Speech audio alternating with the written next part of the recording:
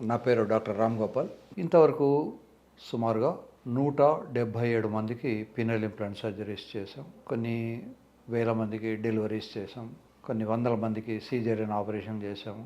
కొన్ని వందల మందికి హిస్టరెక్టమీ ఆపరేషన్ చేసాం. సో రకరకాలైన ఆపరేషన్లు. కొంతమందికి బ్రెస్ట్ జారిపోయి ఉంటే బ్రెస్ట్ లిఫ్టింగ్ అంటారు, పైకి లేవట్టడము. లేదా కొంతమందికి బ్రెస్ట్ మరీ చిన్నగా ఉంటే దాన్ని సైజ్ పెంచేయడము. ఇట్లా రకరకాలైనటువంటి వినూత్నమైనటువంటి సర్జరీస్ చాలా చేసాం.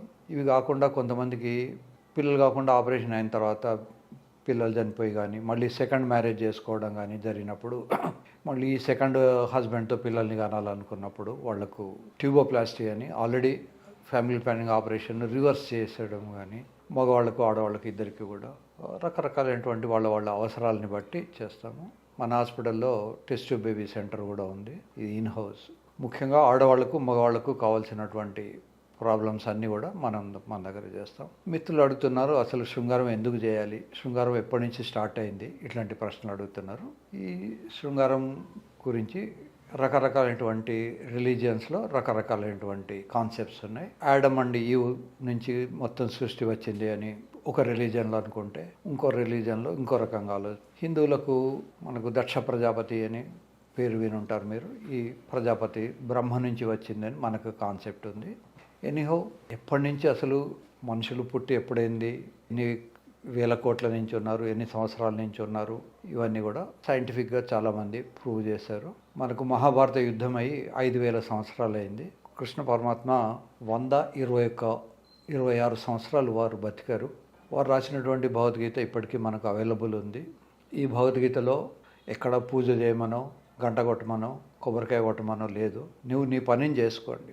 ఊడ్చేవాడు ఊడ్చే పని చేయాలి, ఆపరేషన్ చేసేవాడు ఆపరేషన్ చేయాలి, యుద్ధం చేయాల్సిన వాడు యుద్ధం చేయాలి, బిజినెస్ చేయాల్సిన వాడు బిజినెస్ చేయమనే చెప్తాడు.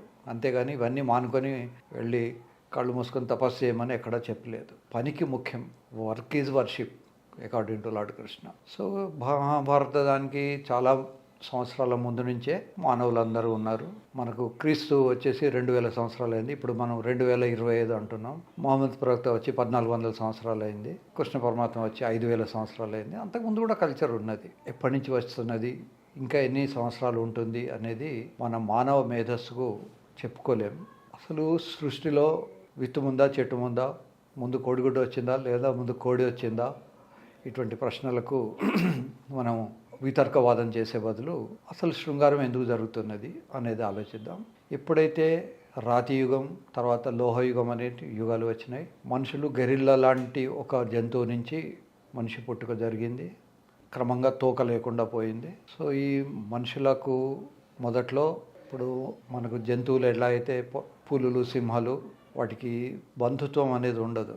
దానికి తల్లి ఎవరో తెలియదు, లేదా దానికి చెల్లెవరో తెలియదు, అక్క ఎవరో తెలియదు, తమ్ముడెవరో అన్న ఎవరో తెలియదు.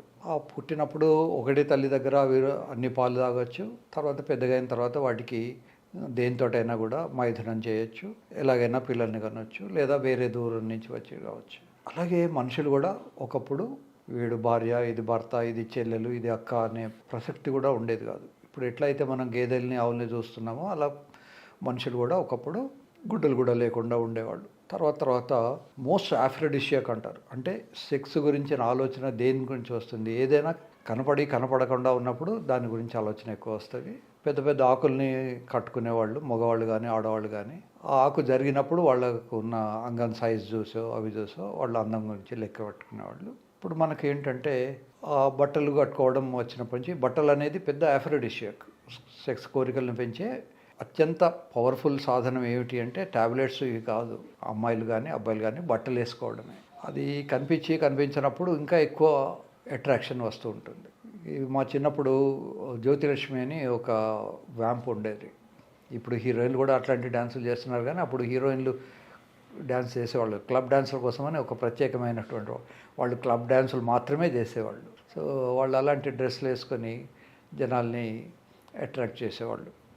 సెమీ ట్రాన్స్పరెంట్ బట్టలు ఇవన్నీ కూడా వేసుకున్నప్పుడు వస్తుంది. హీరోయిన్లు డ్యాన్స్ చేసేవాళ్ళు. క్లబ్ డాన్సుల కోసమని ఒక ప్రత్యేకమైనటువంటి వాళ్ళు క్లబ్ డ్యాన్సులు మాత్రమే చేసేవాళ్ళు. సో వాళ్ళు అలాంటి డ్రెస్సులు వేసుకొని జనాల్ని అట్రాక్ట్ చేసేవాళ్ళు.